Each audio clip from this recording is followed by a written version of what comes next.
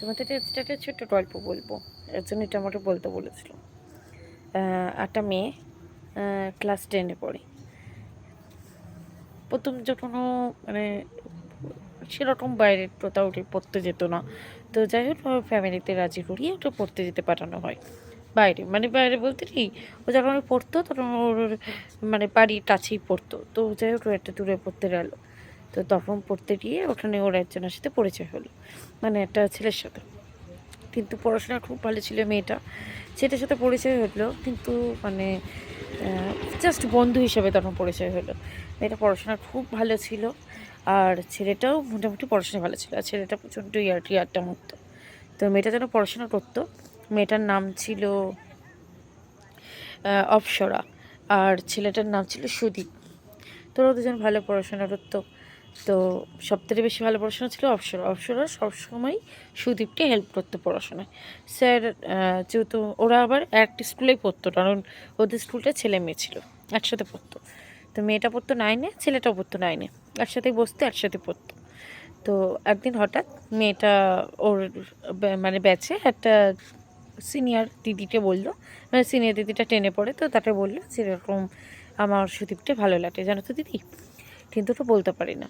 তো ভাবে রোজই যে বলবে বলবে, কিন্তু আবার ভাবে কি যে যদি বলার পর যদি সুদীপ ওর সাথে বন্ধুত্বটা নষ্ট করে দেয়, যদি বলতে পারতো না। যে তারপরে যখন সুদীপ ওটা একটা পেন কিনে দেয়, আর পেনটা এতটাই যত্ন করতো, এতটাই যত্ন করতো যে ও পেনটাতেও লিখতে হতো না, এবং প্লাস ও কাউকে দিতেও না ওই পেনটা।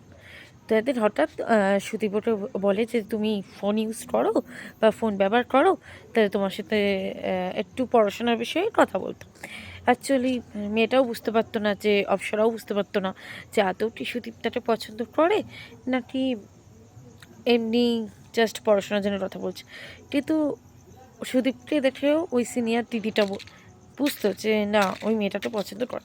তখন ওই মেয়েটাকে বললো যে সুদীপ কিন্তু তোমাকে পছন্দ করে, যেটা দেখে মনে হয়, কারণ একসাথে যেহেতু তোমরা বসো, আর ও অল টাইমই তোমার জন্য জায়গা রাখে, কাউকে বসতে দেয় না তোমার মানে সুদীপ কী করতো দিয়ে, আর কাউকে ওর পাশে বসতে দিত না, অপশনাটাই বসতে দিত।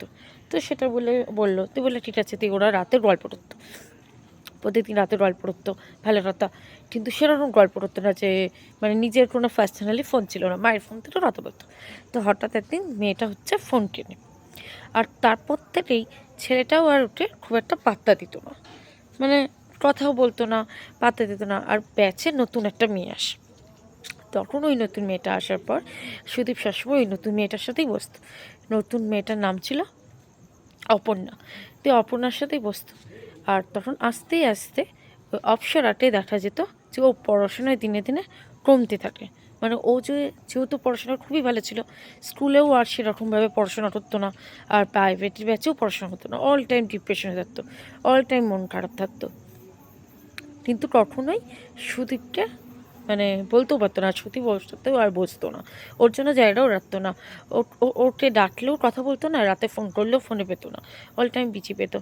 দিয়ে মেয়েটা খুব কান্নাকাটি করতো ওই সিনিয়র দিদিটার কাছে। দিয়ে দেন একদিনটা স্যার ওটা খুব বকাবকি করলে যে তুমি পড়াশোনা করছো না, তুমি না মানে পড়াশোনায় সেকেন্ড গার্ল ছিল, এত ভালো পড়াশোনায় মেয়ে কিন্তু পড়াশোনা করছো না কেন, কী হয়েছে? তখন মেয়েটা আস্তে আস্তে পড়াশোনায় খুব খারাপ হয়ে গেল, আর সুদীপ ওই অপর্ণার সাথেই সম্পর্ক চলে গেল। আর তারপরে হঠাৎ করে অপসরা জানতে পারলো যে সুদীপ অপর্ণাটা ভালোবাসে, ওকে ভালোবাসে।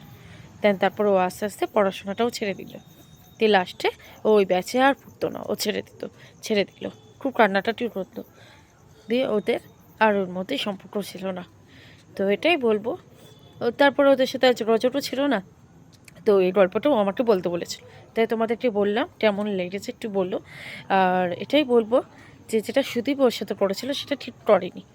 আর যখনই কোনো রিলেশন বা কোনো সম্পর্কে যাওয়া উচিত, তো একটুখানি যাচাই করে নেওয়া উচিত যে ছেলেটা আদৌ মানে ঠিক না ভুল, তাই না? তো গল্পটা কেমন লাগলে বলো। আর এই গল্পটা আমাকে বলেছিল একটা মেয়ে, যেটা হচ্ছে শান্তিপুর থেকেই বলেছে গল্পটা, তাই তোমাদেরটি শোনালাম।